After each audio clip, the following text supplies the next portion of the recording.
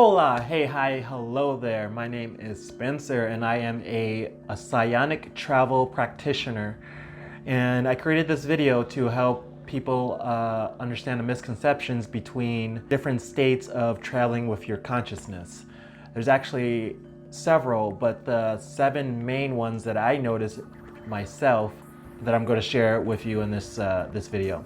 The first one, I won't spend too much time on it because you're already experiencing it if you're witnessing this video, and that's the 3D dimension of consciousness.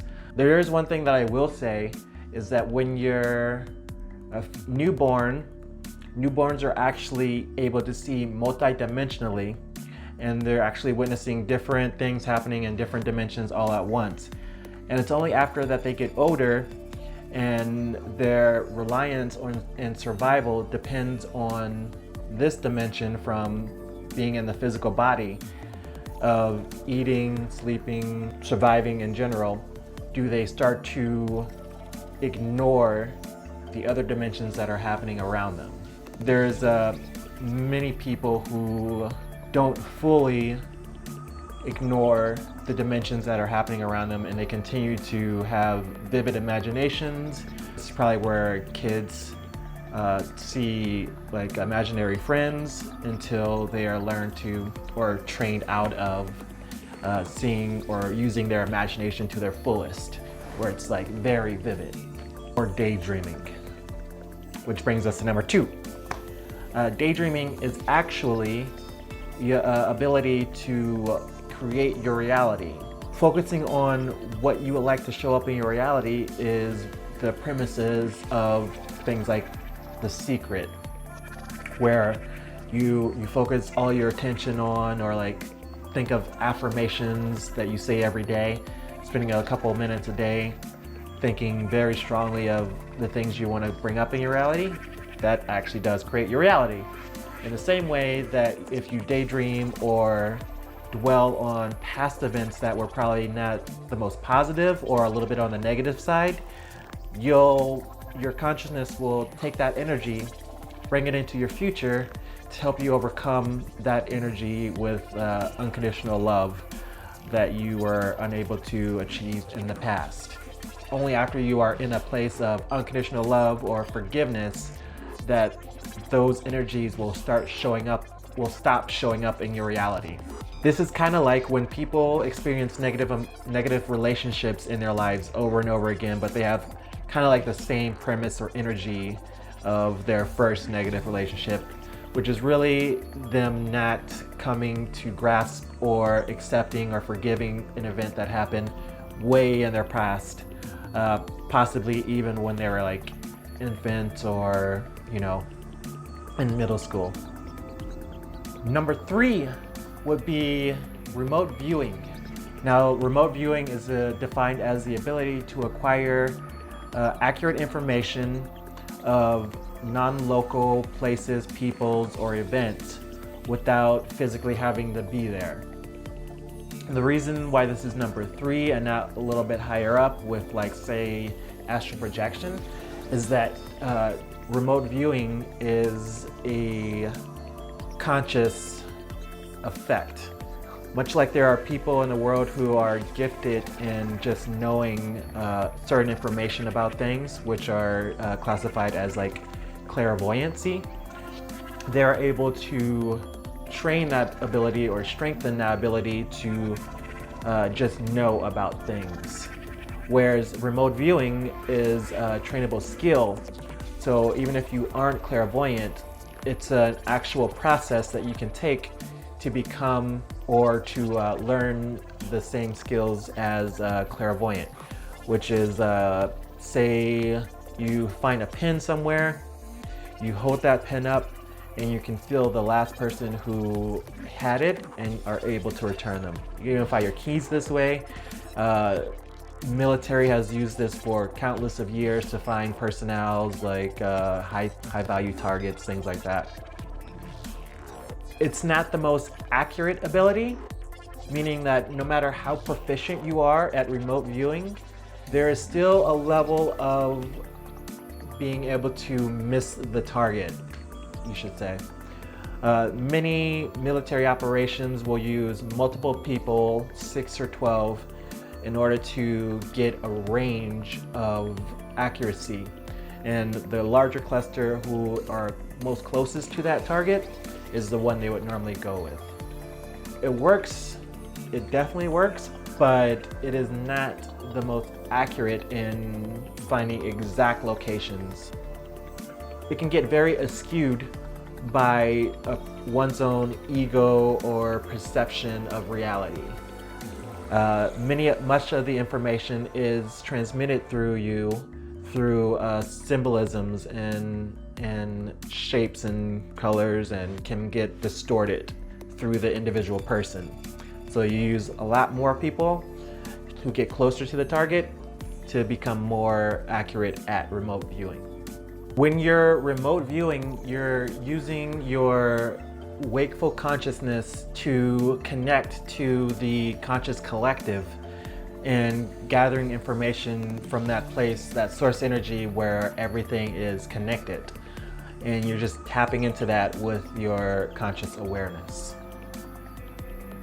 Level number 4 gets a little bit closer to your astral body and connecting more to your subconscious mind instead of focusing on your conscious mind. And that's dreaming itself. Dreaming has 2 different components to it. There's non-REM sleep or rapid eye movement, and then there's rapid eye movement or REM sleep cycles. There's 2 different cycles in dreaming. In non-REM sleep, your body is healing itself, connecting to your higher consciousness, connecting to source energy, and reviewing the information of your past, days, the whole day that you spent, kind of like going over what you're gone through the day before or in the past. During REM sleep, it's my belief that your higher consciousness is feeding you information to prepare you for what's to come in your reality. This is why dreaming itself and dream recall, understanding your dreams, writing down your dreams is so important. It's because it's actually your higher self trying to communicate to you through symbolisms that show up in your dream. The reason they call this rapid eye movement or REM sleep is because scientists did the thing. They realized that when you're actually dreaming, your eyes are still moving inside your eyelids. So like when you're looking around in your dreamscape, you're actually using your physical eyes to look around, even though the rest of your body is paralyzed. So you're not able to act out those dreams. Your physical eyes do not get affected in the same way. This is reasons why you're able to sleep with your eyes open. Some people are able to do that. Why when you have sleep paralysis, you're still able to physically move your eyes around, but perhaps your body is locked up in a sleep paralysis. There's a lot of debate whether dreaming itself is an astral projection, but I personally believe that it is. Even though you're not conscious of traveling outside of your body, you are still doing so. Many times when you're astral projecting, you're able to see people going around in that plane. Try talking to them, they kind of just have glossed eye look, like they don't realize where they are or what they're actually doing. And to actually wake them up from that can freak them out and snap them back into their body because they weren't prepared to experience that, or their higher self is like, we're not ready for that quite yet. So I believe that it is dreaming, although unconscious, is an astral projection, but a different state of consciousness or a different level, a lower level of astral projection or consciousness travel. And level number 5 is lucid dreaming. And one reason why I think dreaming and dream recall, understanding your dreams, understanding what your higher self is trying to say through your dreams is one of the most important things. Lucid dreaming can amplify that even more, because lucid dreaming is being aware that you're dreaming. And when you're aware that you're dreaming, you're able to communicate with your higher self in a setting where we're like communicating right now, except for maybe there's a little bit more of a back and forth than over video. Lucid dreaming, unlike astral projection, is traveling and traversing through your mindscape. So unlike astral projection, where you're physically leaving your body, lucid dreaming is traveling throughout your, let's say, you can imagine it like traveling in your soul itself, like going inward into your soul and experiencing it in its entirety. So unlike astral projection, when you're in a dream or you're lucid in a dream, everything in that dream is a part of you. You are the shed on the corner, you're the car that you're getting in, you are you yourself, you are you, the people who are seeing. If you see an influential person, or if I show up in your dream, that's still you, but trying to convey to you some type of energy of what to expect that's coming up in your life, or something that you're trying to process. Every building, every sky, every animal, every creature is a part of you trying to express something to yourself. The purpose of the dream is to help guide you through this reality. It cannot be overstated enough how important it is to understand those aspects of yourself if you're on a spiritual journey or trying to better yourself spiritually. I'm not saying that you can't increase your awareness or expand your consciousness without completely understanding your dream, but it will make things 12 times easier, faster, and more intuitive, understanding yourself, your higher self, and connecting with your higher self through the dreams that you have. And if you would like me to help you interpret those dreams, send me an email in the link below, and we can help you connect to your higher self a little bit faster.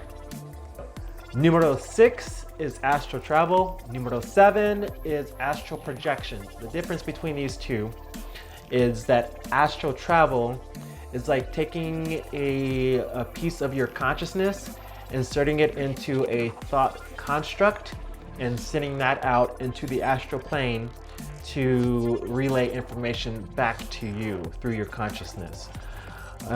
Whereas astral projection is like taking your astral body and experiencing that firsthand in the astral plane, like your entire subtle body, energy body, astral body is in the astral plane experiencing that reality. Whereas astral travel is taking a piece of your consciousness to experience that reality from afar. You experience more when you're astral traveling as opposed to remote viewing.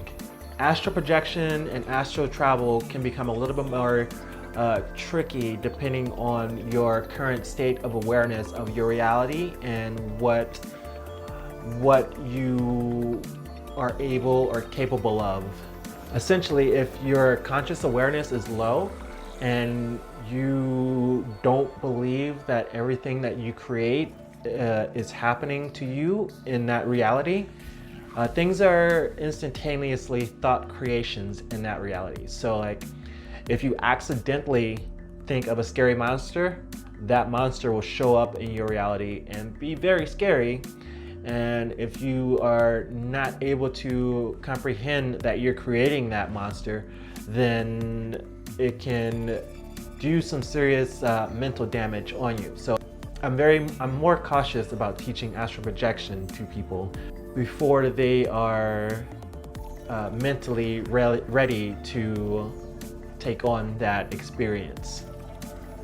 If I personally would teach someone how to astral project, there would be a lot of preconditions of undoing past traumas before I would recommend attempting an astral projection, because you can accidentally trigger those traumas, and if you're not ready to face them, they could send you into a further spiral of negative experiences from creating these things in the astral plane.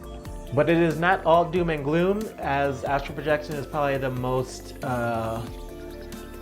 spiritually enlightening experiences that one can take experience, because you are literally connected to every living object, being, thing in all of the universe. You're able to connect with source energy. You're able to connect with everyone and everything in existence, past, present, and future. You're able to go into the past and experience your mother or your father at your age. You're able to go into the future perspectives, or multi-universe, or multiple possible outcomes of certain scenarios. You're able to experience multi-dimensional aspects of your reality in your current location. You're able to experience everything, and it is an enlightening, unconditionally love-provoking experience. You're able to communicate with extra dimensional beings, ETs. Many ET experiences are actually accidental or intentional astral projections, as many ET beings are able to transition through the multiple dimensions by means of technology or ability. You can use this as an opportunity to increase your athletic ability, skills, or anything else that has to do with your physical experience. It's truly one of the most enlightening experiences a person can have, and it is available to every physical being, whether it's a human or an animal, or I guess that's all. But yeah, that is the 7 levels of consciousness in my perspective. I hope you enjoyed it and got some information from it. If there's anything you would like me to expand on, I know this was very brief and I didn't go over all the aspects of every single level. If there's something particular you would like more understanding on, just leave it in the comments below and I'll be happy to make another video on that. Thank you, and I hope you have a beautiful day, and I will see you in the astral plane.